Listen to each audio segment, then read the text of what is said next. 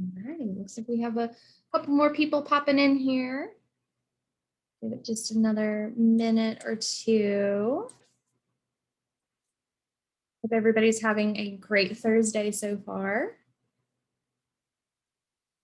It is gorgeous and sunny and in the high 70s here in Georgia today, so can't complain about that weather.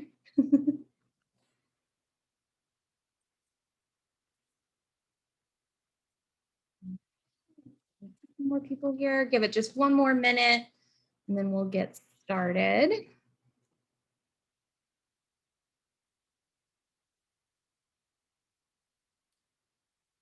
Rishi, how is Baltimore right now? Are you guys still in the cold snap or has it started to feel like spring yet?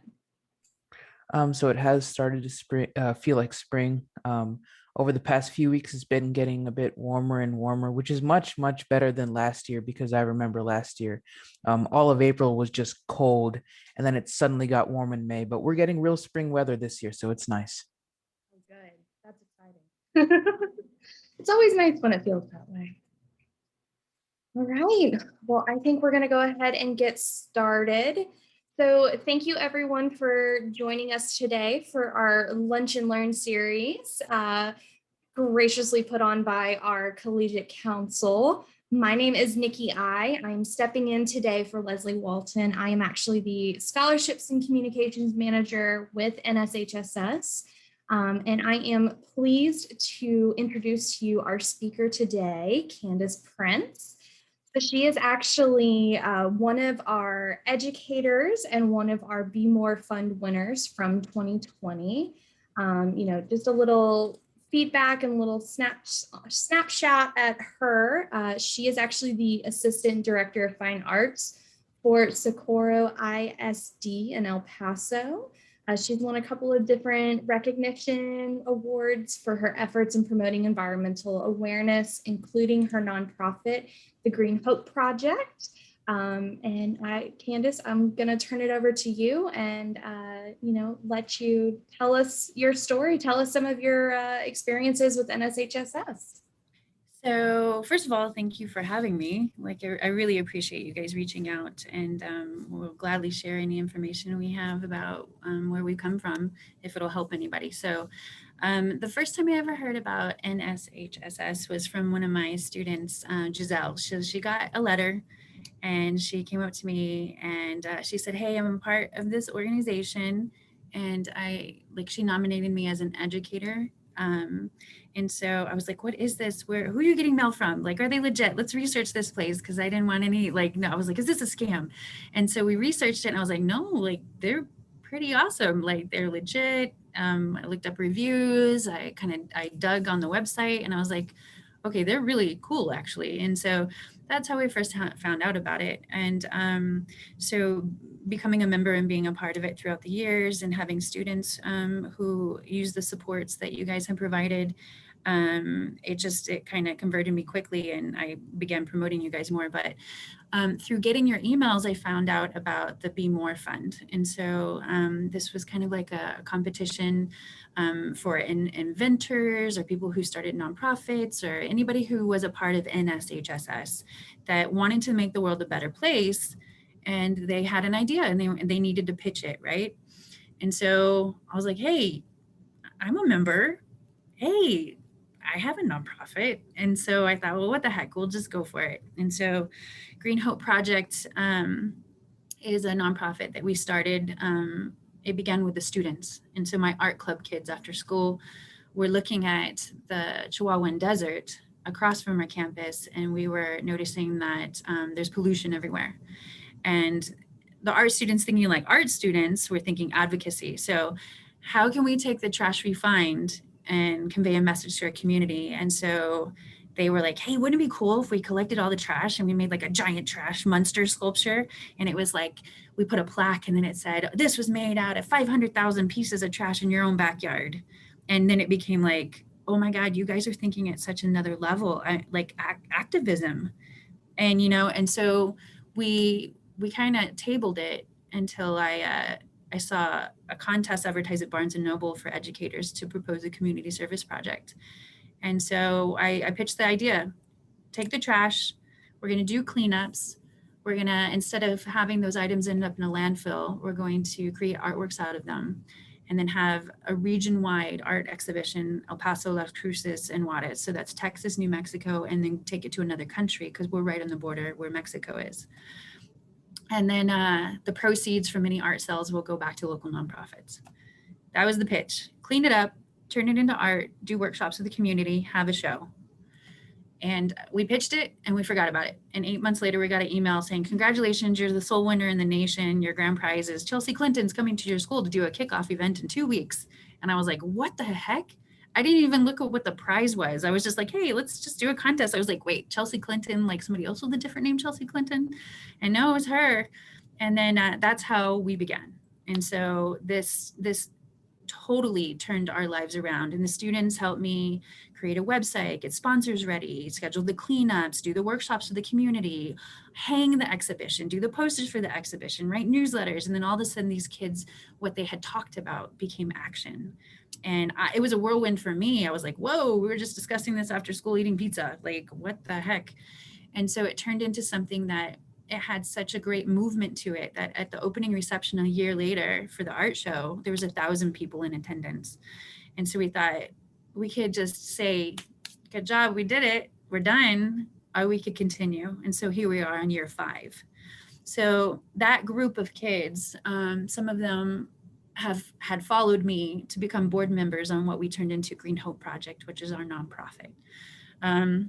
And so when the Be More Fund came up through NSHSS, we were like, okay, well, we already have the nonprofit established. We do the yearly Trash to Treasure art exhibition. We're doing outreach to the schools. We're working with kids in the detention centers that need art therapy. And so we applied for Be More-a-thon and we were surprisingly one of the top 10. And we're like, oh my God, we got $10,000. Thank you so much. I'll thank you 10,000 times. And so, I know, you can have all the best intentions, but sometimes you just need that money to get going. And so we appreciate that. And so the funds that we have received from NSHSS are going towards 3 things that were in our pitch. Number 1, bringing in an artist from Lisbon, Portugal. His name is Bardolo II. Bardolo II, right?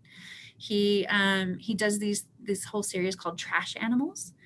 And I don't know if I'm allowed to share pictures, but if I can't, you guys just go look them up online.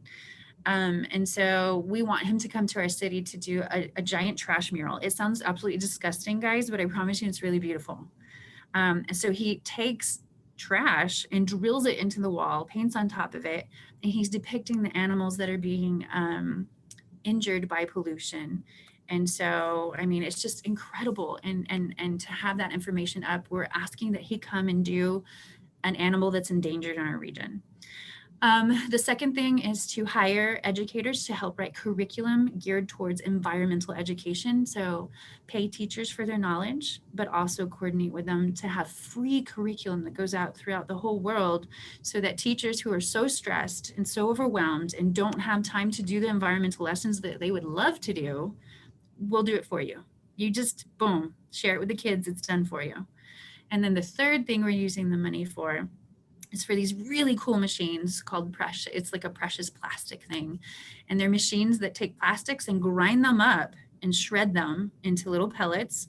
And then we can heat them up and mold inject them and turn them into different items. Like, how amazing is it that like the container you use for your laundry detergent, the pretty red one or whatever, we can also grind that up with another blue one, melt them together and turn them into a cool phone case, or we can turn them into a table, or we can turn them into bricks to build, or we can turn them into jewelry.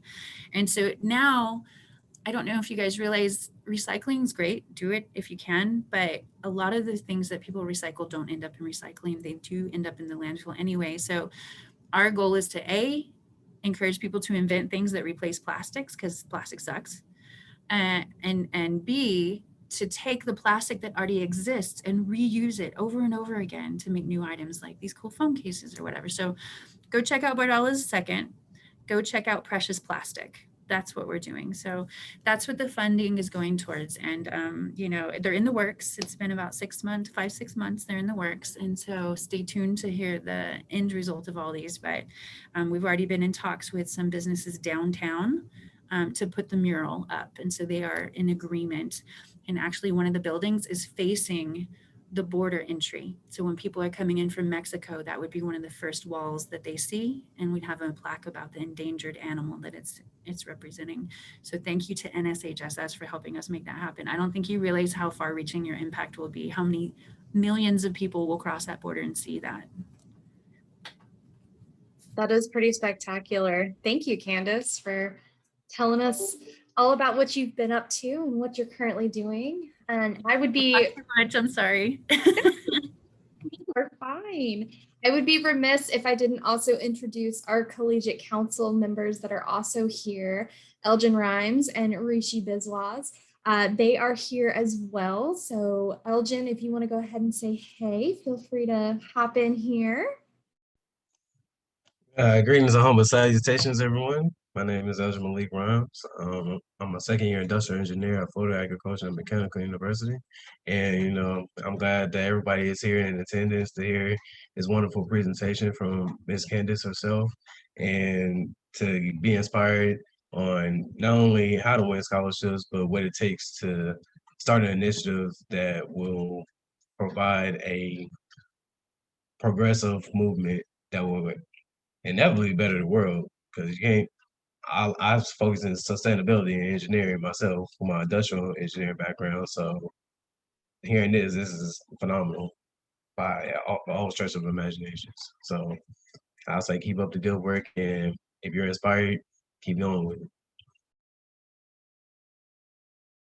And I'll introduce myself next. My name is Rishi. I am a second-year computer science student at Johns Hopkins University. And I'm lucky to be here along with you all to listen to Miss Candace's story about how the NSHSS has helped get her initiative off the ground. It's amazing how many driven people we have that will each create their own initiatives to help people out in our community. And I'm glad that NSHSS can help with those efforts. I myself have created an initiative to help students, I guess, learn about the standards of college applications amid the coronavirus pandemic. And we've released a few blog posts under our initiative. And I think it's great that I have a place like this where I can start things to help out people within our community. And on the topic of, I guess, the NSHSS giving out money to help people out, there are scholarships on the table that come from the NSHSS that you can apply for. And we're very aware that not all students have the financial backing to attend college, and we want to help you do that. So do be sure to go to the NSHSS website and look for scholarships to apply for any, if you are in fact looking for extra funding to get to college. But yeah, thanks for coming today. Thank you, guys. And I did actually drop in the chat below a link to not only the Be More Fund, which Candace was a winner of, and she had mentioned, but also a link to our scholarship programs. So just as a side note here, I will toot my own horn as a scholarships manager. We have lots of programs that are currently open, and we will be opening up a bunch more coming in June. So make sure that if you don't see a program open currently, it doesn't mean that it won't be coming soon. So the website is always the most up-to-date place to find where all of our offerings are, as well as on your member dashboard. But Candace, we got a question in the chat here. It looks like from, I believe, from Kate.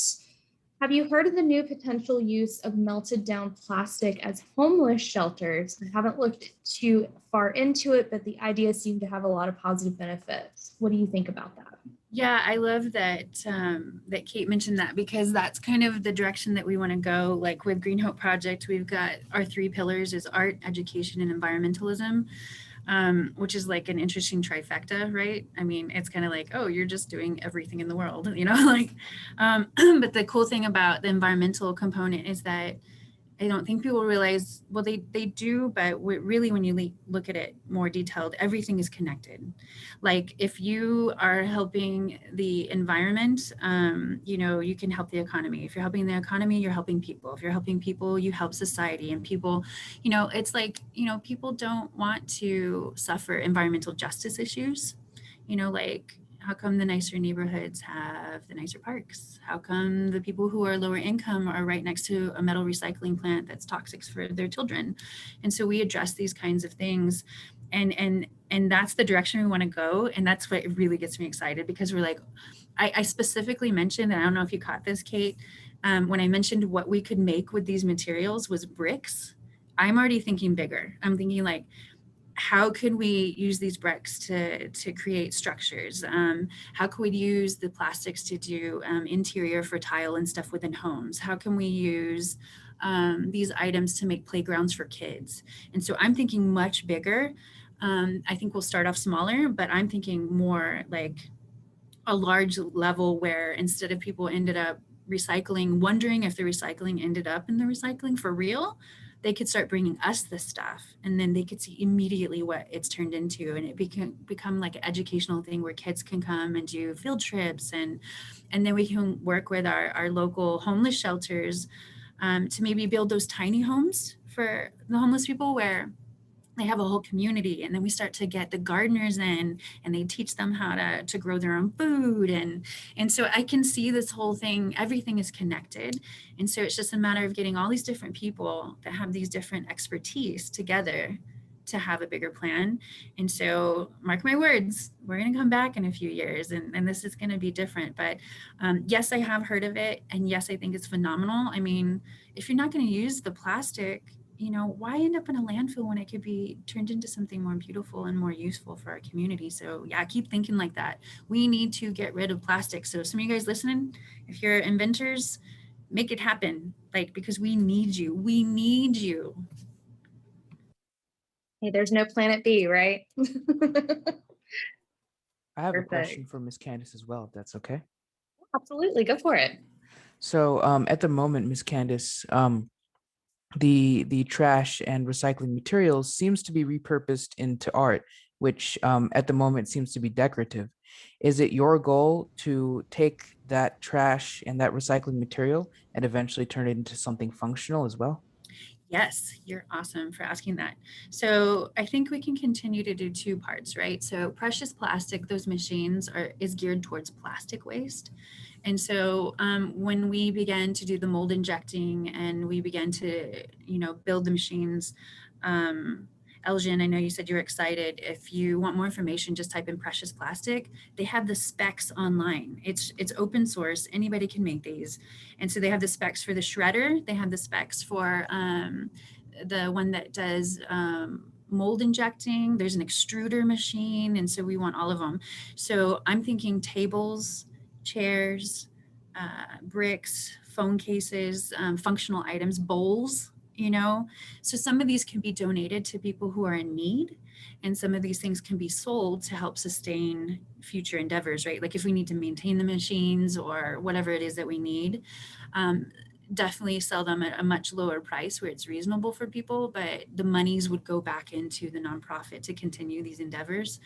And then the other items that are non-plastic, some of the waste, I don't know if you've seen how incredible some of the art pieces can be, but it's like, what the heck, that's made out of cardboard? That's like a Mona Lisa. Like, how did you do that? So I think functional is definitely useful, but then aesthetically, the art component, I don't know if you guys have heard a song or seen a piece of artwork that just, oh, it makes you want to cry, or it makes you want to move, or it makes you want to act on something, or it makes you angry, right? I think there's power in the artwork too, because I think it moves people to an emotional level that it makes them aware of what's going on, right? Because if you don't hit people in the hearts, then they probably won't help. So we got to get them in the hearts, and then we'll get them with the functional stuff too, because that makes sense.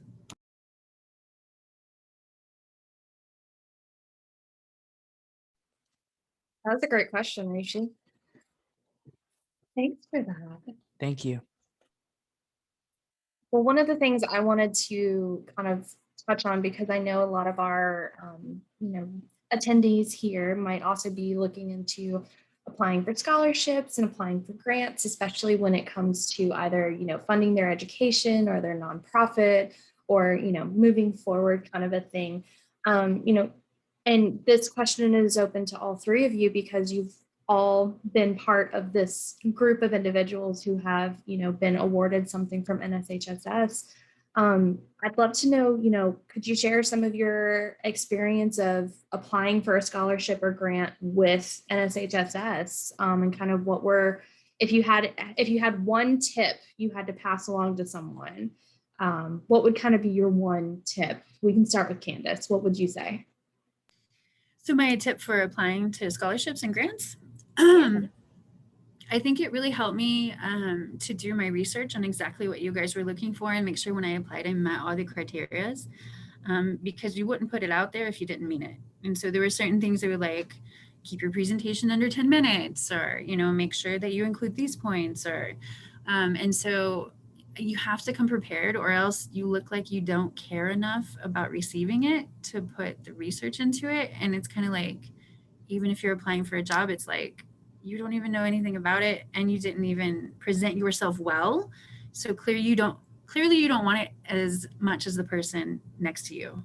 So just make sure that you're all in. I think it really helped that you guys went above and beyond to prepare us for the Be More, because we had coaches, we had mentors, and that was actually a really big learning experience for me, the way you guys did it. So I learned to get my pitch specific. And it was like, don't get too all over the place.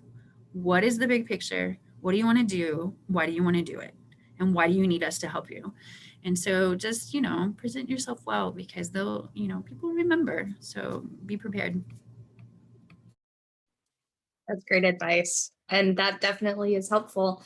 I can tell you on the end of judging scholarships, it's helpful. And when you tell that story and you show that passion, it definitely shines through. Elgin, Rishi, what do you guys think? For my experiences with scholarships, just either in general or with the NSHSS, it's always been kind of the same format, because more or less most scholarships go based off of 4 key pillars that I've deduced down to, which is going to be community service, academic achievement, any hardships or unforeseen circumstances that you experience while going to school, and your plans for the college and future career. And so for me, that's always been 4 main pillars that I've always touched base upon. Most of my high school career, I've worked with community service, from Habitat to From Humanities, or building houses for those of lesser socioeconomic privilege, to doing just school events with refurbishing the school grounds at my high school that I went to. So it's a plethora of ways that you can get out, personal brand yourself, and to really gain the experience. Because academically, everyone, if you're in this organization, you're smart enough to be here. That's really a given. But what you do besides that and beyond, and your plans for the future, and whether or not you're gonna stick to it, that is what separates you from the crowd, and that's what inevitably gets you the scholarship. During my experience in applying for the James W. Lewis Global Leader Scholarship, the hardest part for me was not explaining my experience, was really the letter of recommendations, and showing proof of what I did to achieve the community service and what I explained during my essay. Um, for letter recommendations, it's kind of harder especially as you get older in the college coursework, because most of your advisors, they're going to be busy with working with thousands of other students. Most of your professors that you ask, they're going to be busy working with thousands of other students. So you definitely got to find a fine balance of knowing when to tell them, probably a few months in advance, but if you can't, just as soon as possible, because the more time you give them, the better your chances they're going to submit it on time, and to stay constantly on the remind them that they have to complete it, because if they don't complete it, the rest of the scholarship kind of falls through. So if I had to say from my tip with winning is to stay specific to whatever the topic is. Be honest. Be honest with yourself, and be honest with the judge who's reviewing your essay, because honestly, it's inevitably going to take you farther than fabricating the truth.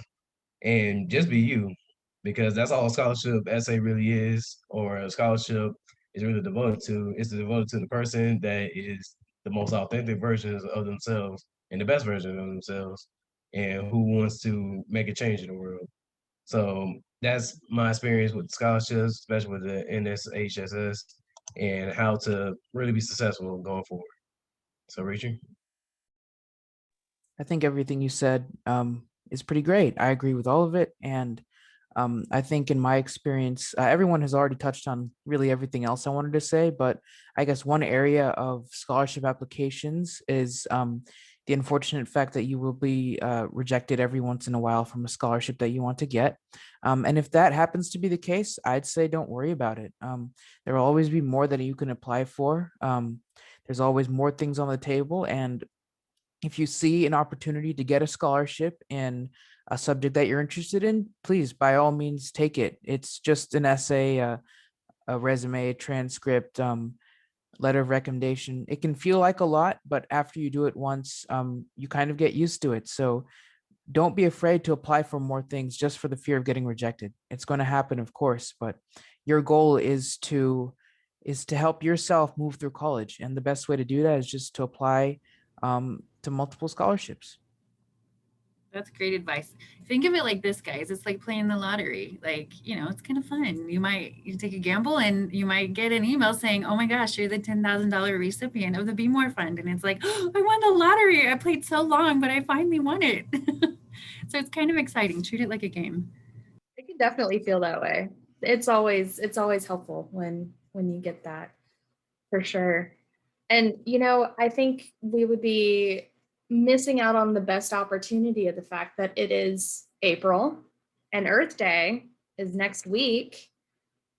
We have to talk about that, Candace. Think about that. You're awesome for bringing that up. What were you gonna say? What are some what? I was gonna say, I know, when there are so many things out there that people want to talk about as far as, helping with the environment or helping with, saving the planet. And I know that is, something that is in your wheelhouse for sure, especially when it comes to kind of, merging that with creative arts.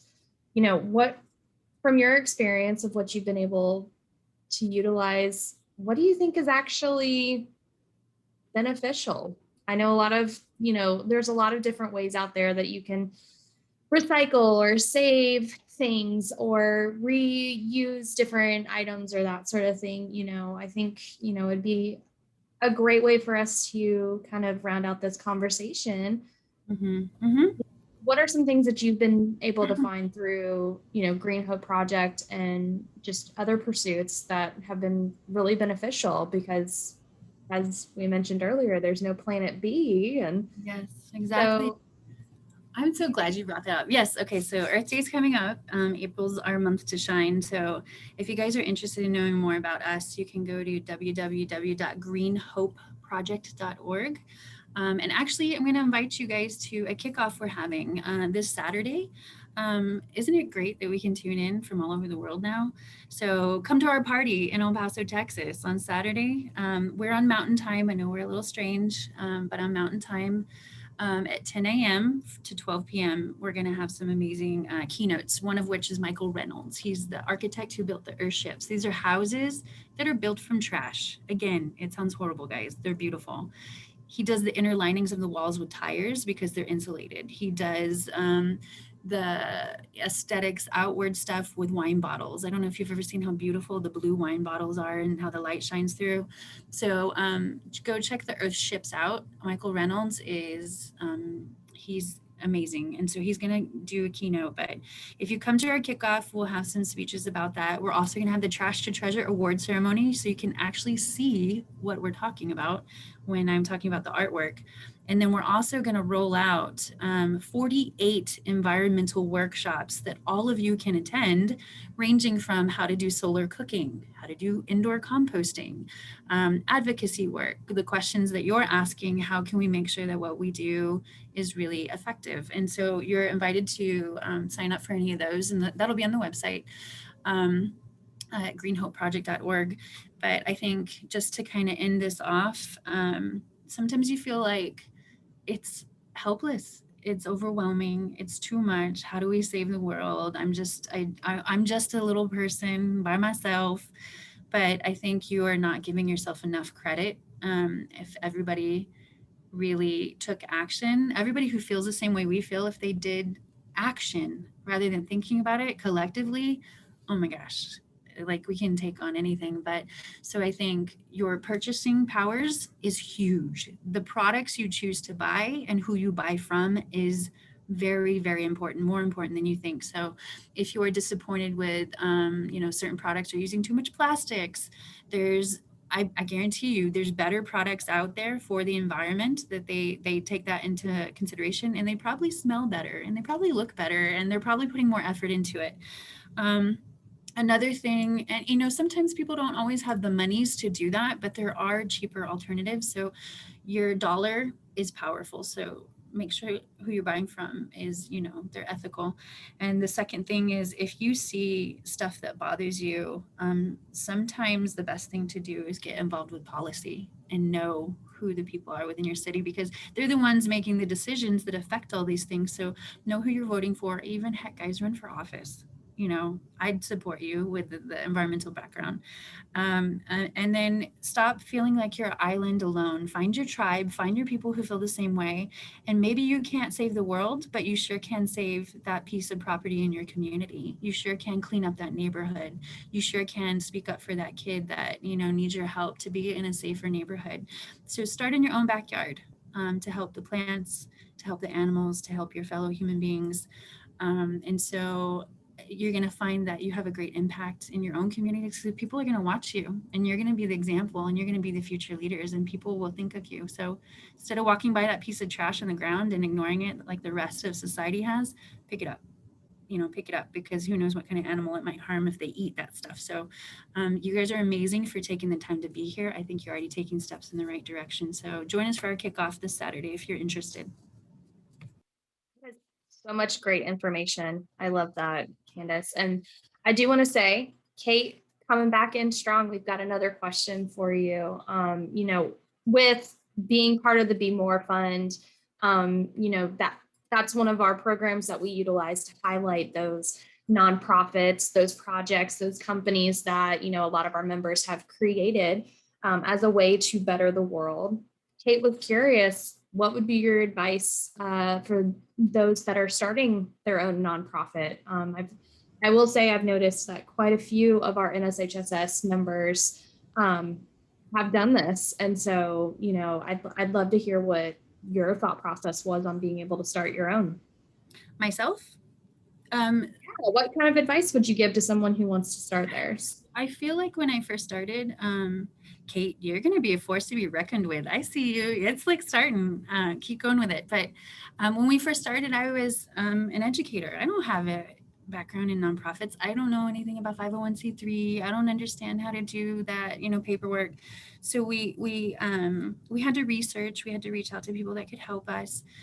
We were lucky in our own city to have a foundation. So there's some foundations within cities that will coach you and guide you.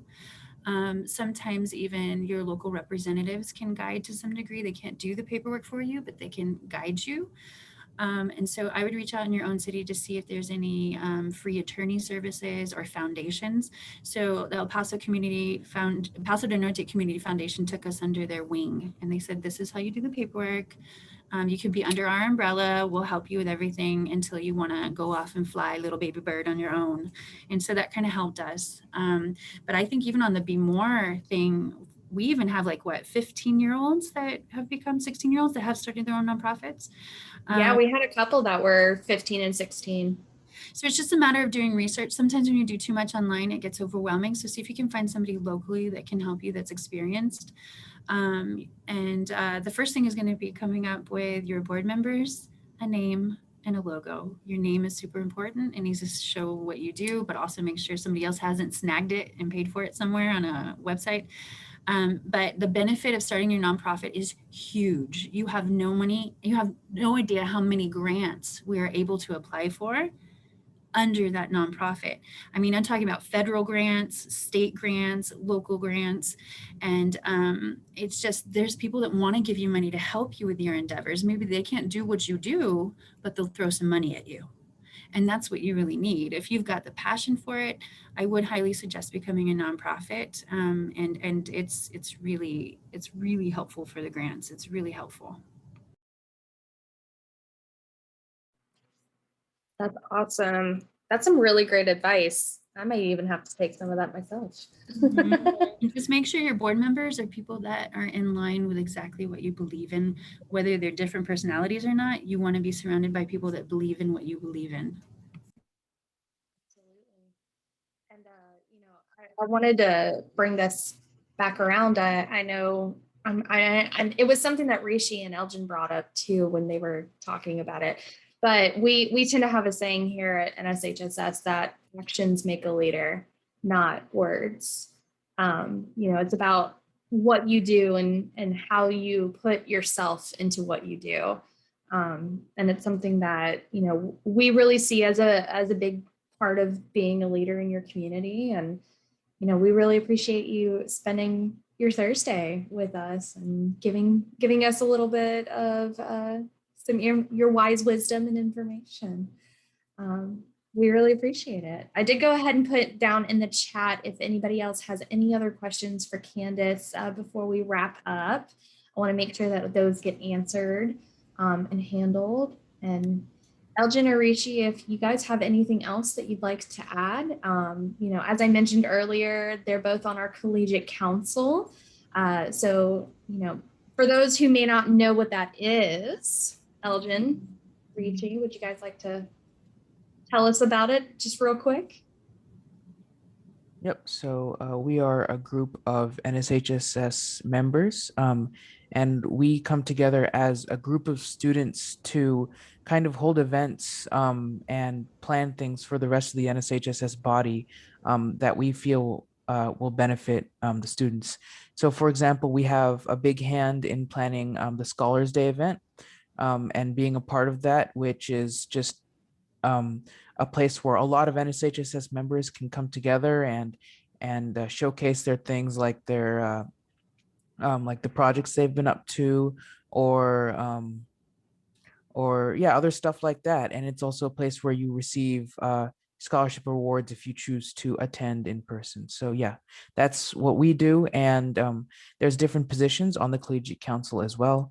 Myself and Elgin, we are both co-VPs of scholarships, hence why we talked about scholarships so much. Yeah, that's basically what Student Council is all about. But besides that, I don't have anything else much to say. And I think it's really great that I was able to be a part of this. And I want to thank Ms. Candace for presenting.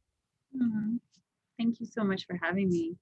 I guess the final thing I would say is the quote we're using for our environmental summit. It really applies to you guys because I think I'm so impressed with Rishi and Elgin and Nikki. You've been amazing, and I'm sure that every single one of you that are on this call, that you do wonderful things because you wouldn't be here if you weren't trying. So the quote we're using for our summit is "Never doubt that a small group of thoughtful, committed people can change the world. Indeed, it is the only thing that ever has." And that's from Margaret Mead. And I think that you guys are doing that. So thank you. Well, thank you, Candace. Well, I think that about wraps up our lunch and learn for today.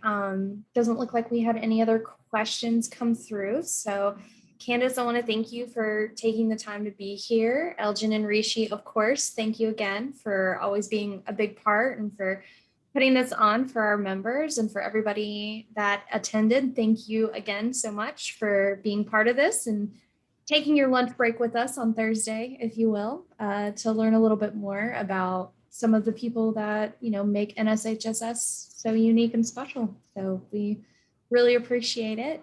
Once again, my name is Nikki I am the Scholarships and Communications Manager for NSHSS.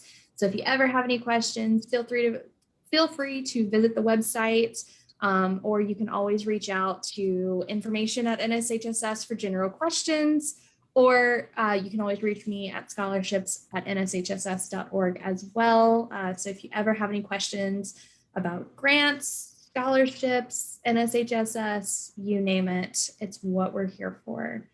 So big thanks to everyone, and I hope you all have a wonderful rest of your afternoon.